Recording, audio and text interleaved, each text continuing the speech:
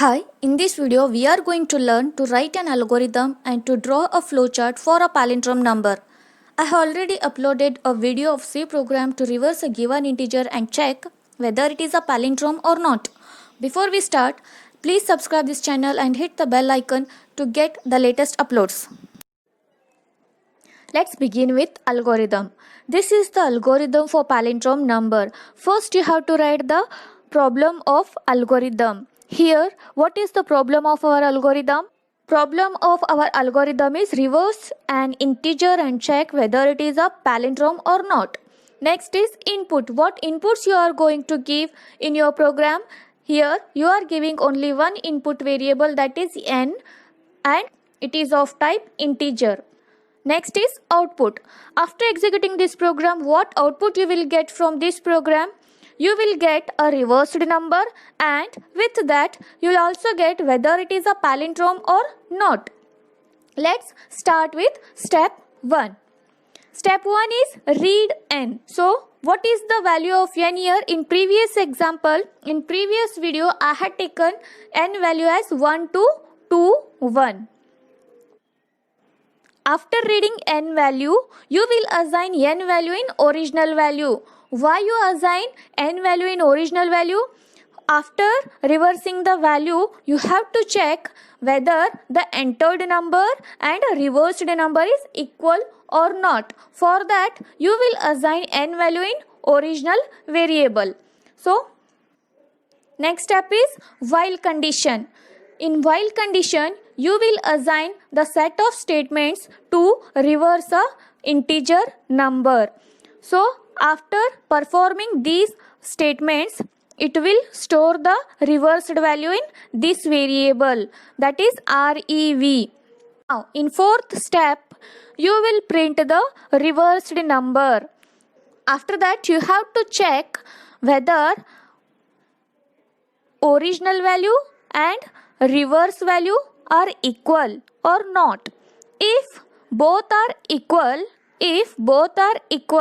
then it is a palindrome number. Otherwise, if condition is not true, if both are not equal, means the entered integer is not a palindrome number. And sixth step is end of the algorithm. Now, before going to flowchart, let us have a look on some of the important symbols of flowchart and which functions they perform. So I will zoom it. Okay.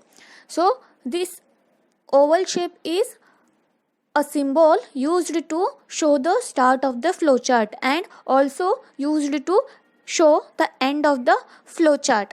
It represents the start and end of your flowchart. Next is arrow mark. So this line or arrow mark acts as a connector between the shapes which you draw in your flowchart. So next is parallelogram. It is used for input and output, to write the input and output of the program. So for example, you have given input n, so you will write input in this shape and output also you will write in this shape only.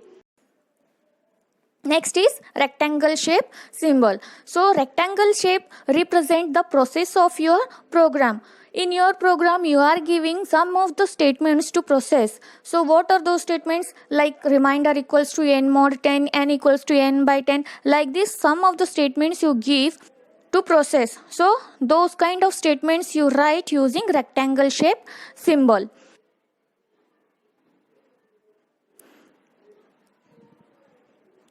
Next is decision making symbol. So this is used in decision making statements like if condition and while condition. What you do in if condition and while condition, you decide whether if condition is true or not, and in while condition, if condition is true, perform the next step. So in such cases you use decision making, that is diamond shape symbol. Now we will go to our flowchart diagram. So this is your flowchart diagram.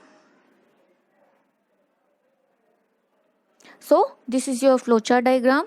You will start using this symbol and you are reading an integer in parallelogram and after that you assign n in a variable that is original, and after that what you are doing, after that you are checking, after that you are giving a while condition to check whether n is greater than or not. So this is a decision making statement. If condition is true, it goes to following statements, it performs the following statements. If condition is not true, it goes to end of the program, it ends the program. So if condition is true, what statements you are giving?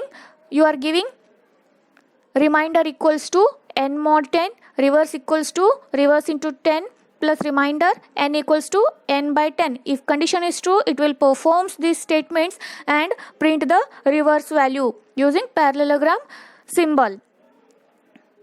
Next is if condition. After reversing reverse value, you apply a if condition to check whether entered number is a palindrome or not. So you compare original value with reverse value. If this is true, you will print it is a palindrome number. If condition is not true, it will comes to this statement, it will print this statement, it is not a palindrome number. So after that, end of the flowchart. Thank you.